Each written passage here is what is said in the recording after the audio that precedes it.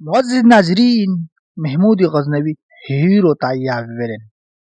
اور اسرار آغاز رات کے اندھیرے ہوا سرد لہرے اور تاریخ کو اوراق میں چھپا ایک نام، ایک ایسا نام جیسے سن کر آج بھی دلوں میں اختلاف پیدا ہو جاتا تھا۔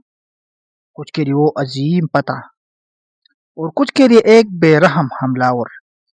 معزز ناظرین السلام علیکم، یہ کہانی ہے سلطان محمود غزنوی کی، ایک غلام کا بیٹا، ایک بادشاہ کا خواب۔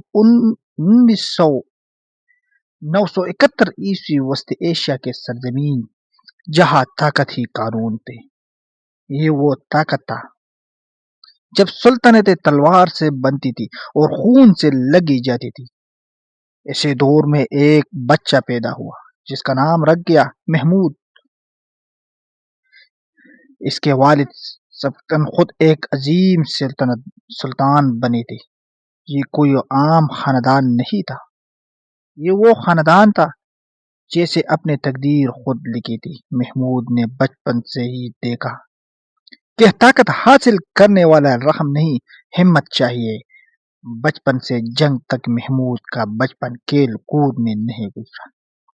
وہ گھوڑوں کا بیڑ پر بڑا ہوا، تلواروں اس کی کھلونا تھا اور میدان جنگ اس کے اسکول۔ جب دوسرے بچے کہانیاں سنتے تھے، محمود جنگی حکمت عملی سکھا رہا تھا۔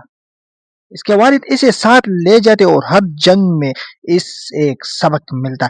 ایک دن سبکتگین نے اس سے کہا، بیٹا، بادشاہ وہ نہیں ہوتا جو تخت پر بیٹھے، بادشاہ وہ ہوتا جب دلوں پر راج کرے۔ یہ الفاظ محمود کے دل میں نقش ہوا۔ ذہانت اور حکمت میں محمود صرف ایک جنگجو نہیں تھا، وہ ایک ذہین حکمران بھی تھا۔ اس نے قرآن، ادب، سیاست، جنگی حکمت عملی سیکھی۔ وہ جانتا تھا کہ صرف تلوار سے سلطنت نہیں چلتی، عقل بھی ضروری ہوتی ہے۔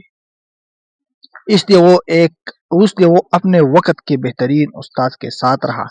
تخت کی جنگ 997 عیسوی سبکتگین کے انتقال ہو گئی اور یہاں سے شروع ہوئی ایک نئی کہانی۔ تخت خالی تھی لیکن دعوے دار ایک سے زیادہ۔ محمود کا بھائی اسماعیل بھی تخت چاہتا تھا۔ یہ صرف اقتدار کی جنگ نہیں تھی، یہ تقدیر کا فیصلہ تھا۔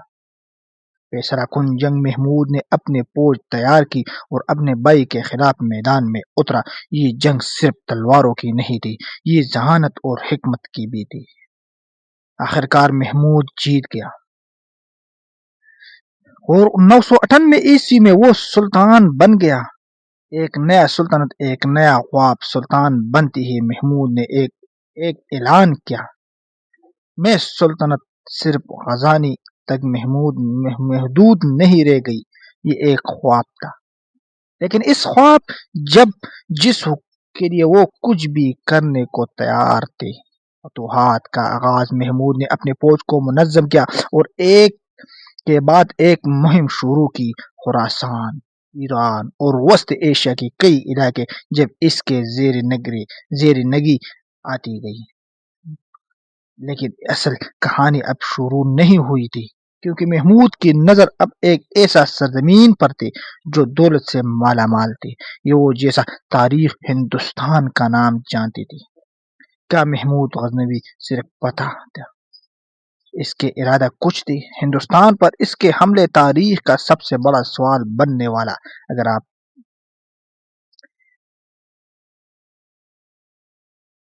ایک غلام کا بیٹا جو سلطان بن گیا، ایک نوجوان جس کے دل میں ایک خواب تھا، دنیا کو فتح کرنے کا خواب۔ سلطان محمود آپ غازی اب صرف ایک حکمران نہیں رہا تھا، وہ ایک فاتح بننے جا رہا تھا۔ ہندوستان سونے کی چڑیا اس زمین پر ہندوستان کو سونے کی چڑیا کہا جاتا تھا۔ یہ سرزمین دولت، سونے، ہیرو، جواہرات اور عظیم مندروں سے بھری ہوئی تھی، لیکن یہ دولت ہی اس کے سب سے بڑا کمزوری بھی تھی۔ چھوٹی چھوٹی ریاستیں، آپس کی لڑائی اور کمزور اتحاد یہ سب کچھ ایک فتح کے لیے بہترین موڑ ہے۔ پہلا حملہ 101 محمود نے اپنی پوسٹ تیار کی اور ہندوستان کی طرف پہلا قدم بڑھایا۔ اس کے سامنے ایک طاقتور حکمران سے ہوا جے فائدہ۔ یہ جنگ صرف دو بادشاہوں کے درمیان نہیں تھی، یہ دو تہذیبوں کا ٹکراؤ تھا۔ جنگ کا منظر دور اڑ رہے تھے، گھوڑوں کے ٹھاپوں کی آواز اور تلواروں کی چمک۔ جے پال کے فوج بڑی تھی لیکن محمود کی حکمت عملی زیادہ مضبوط۔ آخرکار جے پال شکست کھا گیا۔ ایک بادشاہ کا انجام شکست کے بعد جے پال کے قید کر لیا گیا اور بعد میں اس رہا کر دیا گیا، لیکن اس شکست نے اس کا غرور توڑ دیا۔ کہا جاتا تھا کہ شرمندگی کا باعث اس نے خود کو آگ لگا دی۔ یہ لمحہ تاریخ کا ایک دردناک باب ہے۔ مسلسل حملے یہ تو صرف آغاز تھا۔ محمود نے ایک کے بعد ایک حملہ جاری رکھا۔ 108 اس نے چے پال کے بیٹے آنندپالا کو بھی شکست دی۔ ہر جنگ کے ساتھ اس کا نام کو خوب بڑھ گیا۔ حکمت عملی کا کمال۔ محمود صرف طاقت سے نہیں جیتا تھا، وہ ذہانت سے جیتا تھا۔ وہ دشمن کو تھکا دیتا، پھر اچانک حملہ کرتا۔ اس کے فوج تیز، منظم اور بے رحم تھی۔ دولت یا مذہب؟ یہ وہ سوال تھا جو آج بھی تاریخ میں گونجتا تھا۔ محمود کے حملے مذہب کے لیے تھے یا دولت کے لیے؟ دو مختلف نظریات۔ کچھ مورخین کہتے تھے محمود نے اسلام کے پھیلاؤ کے لیے جنگی تھی، اس نے بتوں کو توڑ اور دین کے مضبوط کیا، جبکہ دوسرے کہتے تھے اس کا اصل مقصد دولت ہے۔ وہ مندروں کو اس کے لیے نشانہ بناتا تھا کیونکہ وہاں خزانے ہوتے تھے۔ مندر اور خزانے۔ اس دور میں مندر صرف عبادات گاہ نہیں تھا، وہ خزانے بھی تھے جہاں سونے، چاندی اور قیمتی جواہرات رکھی تھی۔ محمود نے انہیں جگہ کو نشانہ بنایا اور اس فتح کا سوچ محمود کے لیے جنگ صرف مذہب یا دولت نہیں تھی، یہ طاقت کا کھیل تھا۔ وہ اپنے سلطنت کو دنیا کے سب سے بڑا طاقت بنانا چاہتا تھا۔ خوف کا نام محمود وقت کے ساتھ ساتھ ہندوستان میں ایک نام خوف کی علامت بن گیا۔ محمود لوگ اس کے نام سن کر کانپ جاتے تھے، شہر خالی ہو جاتی تھی، لوگ اپنے خزانے چھپا دیتے تھے۔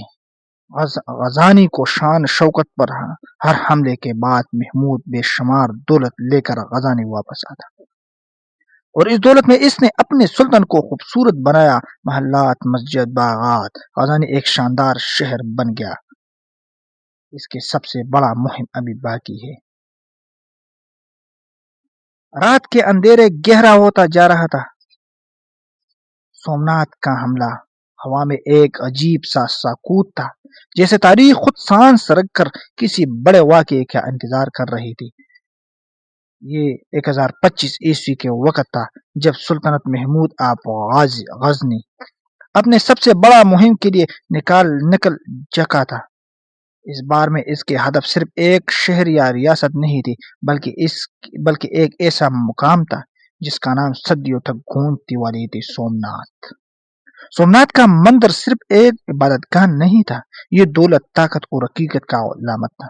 کہا جاتا تھا کہ یہی بے شمار خزانے موجود تھے، سونا، چاندی، ہیرے، جواہرات، ایسی دولت جو کسی بھی فتح کو اپنے طرف کھینچ لی۔ محمود نے اس مشکل راستہ اختیار کیا۔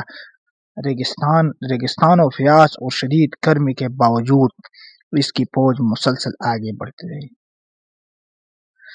یہ صرف ایک جنگ نہیں تھا، یہ عزم کا امتحان تھا۔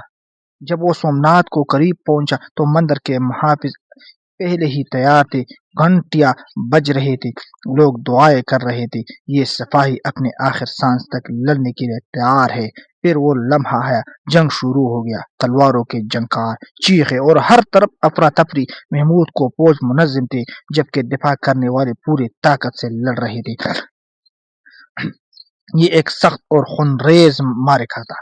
کئی گھنٹوں کے جنگ کے بعد آخرکار محمود کو فوج مندر کے دروازے تک پہنچ گیا، دروازے توڑ گیا، اور پھر تاریخ کے سب سے متنازع لمحہ سامنے آیا۔ مندر کے اندر داخل ہوتی تھی وہاں موجود خزانے نے سب کو حیران کر دیا. سونا چاندی قیمتی پتھر سب کچھ محمود کے قبضے میں آ گیا لیکن صرف دولت ہی نہیں مندر کے بت بھی توڑ گیا. یہ وہ لمحہ تھا جس نے محمود کو کچھ لوگوں کے لیے ہیرو اور کچھ کے لیے ویلن بنایا.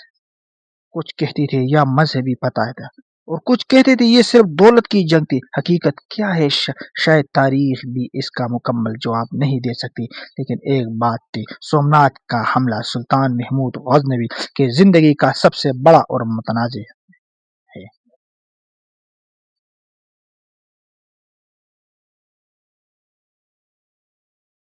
لیکن ایک نام میں ہمیشہ کے لیے ثابت ہو گئی.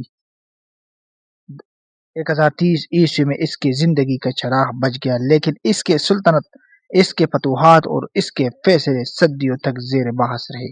اس نے غزنی کو ایک عظیم شہر بنایا علم فن اور ثقافت کو فروغ دیا اور اپنے طاقت سے ایک وسیع سلطنت قائم کی. لیکن دوسری طرف اس کی جنگیں اس کے حملے اور سومنات جیسے واقعات اس کے نام کو متنازع بھی بنا